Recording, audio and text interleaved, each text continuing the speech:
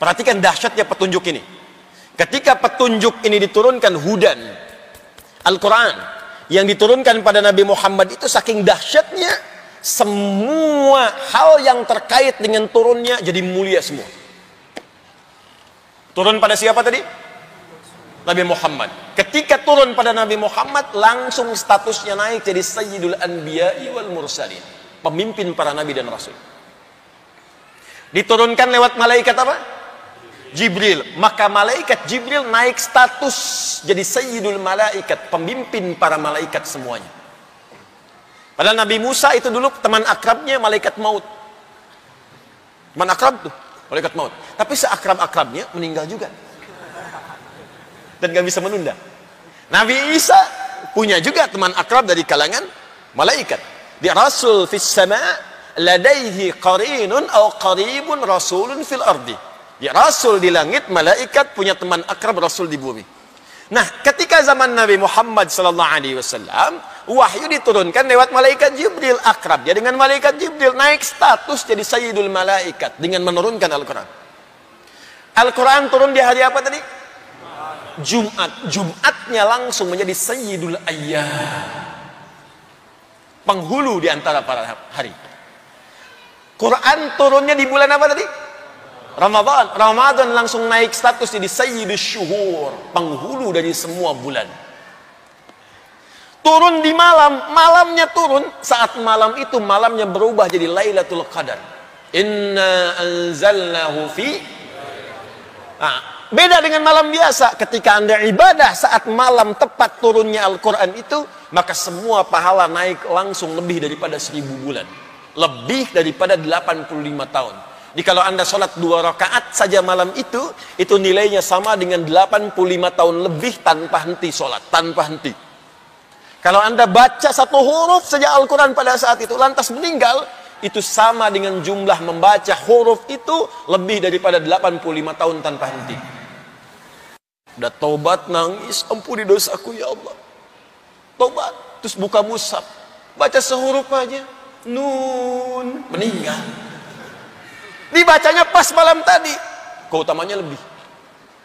Yang paling dahsyat, karena Al-Quran ini istimewa, Al-Quran tidak sama dengan yang lain-lainnya, maka Allah pun membedakan fungsi dari Al-Quran ini terkait dengan sifat petunjuk dan pedomannya, bukan hanya mencakup kelompok tertentu, kalangan tertentu, tapi disampaikan dengan redaksi yang berbeda. Perhatikan kalimatnya. Syahrul Ramadan alladzi unzila fihi al-Quran. Teruskan. Apa fungsi Al-Quran? Hudan. Hudan.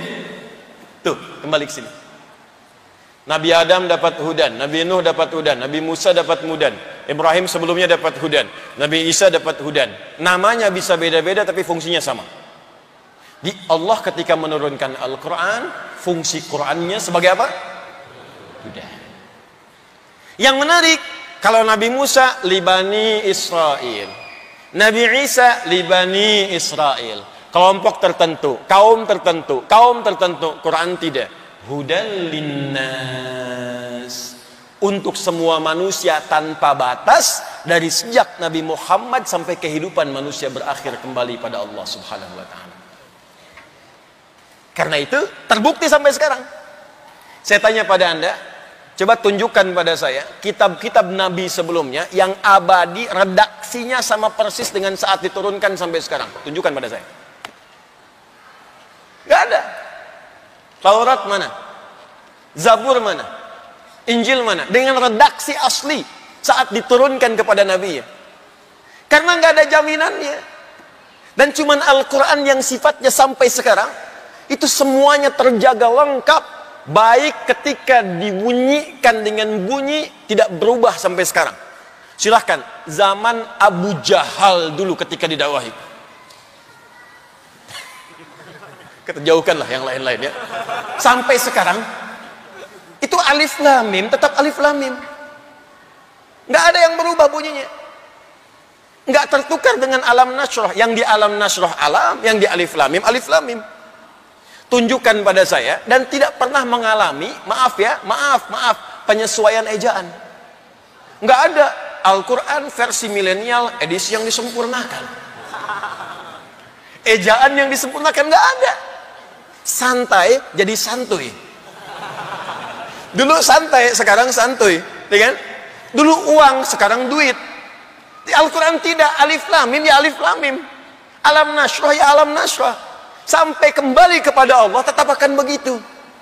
Ini saya mau katakan begini, kalau ini bukan firman Allah yang ditetapkan, mustahil bisa begini, Pak. Terus kurang yakin apa dengan kebenaran Quran? Kurang yakin apa dengan kebenaran Islam? Ini mustahil bisa begini kalau nggak dijamin. Itu yang dimaksudkan Quran surah ke-15 ayat ke-9. Inna nahnu nazzalna dzikra wa inna lahu lahafizun. Kami yang telah turunkan Al-Quran untuk mengingatkan Anda. Ini beda. Ini firman Allah, bukan kata-kata manusia.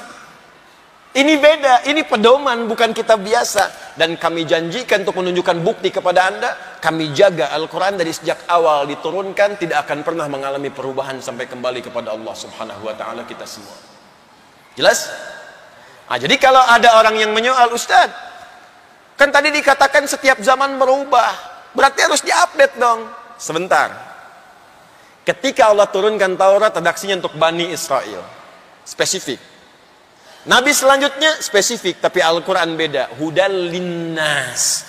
Untuk semua manusia tanpa batas. Dan buktinya, sampai sekarang pun, sampai saat ini pun, detik ini pun, selalu akan sesuai dengan apa yang kita butuhkan dalam kehidupan. Jelas sampai sini?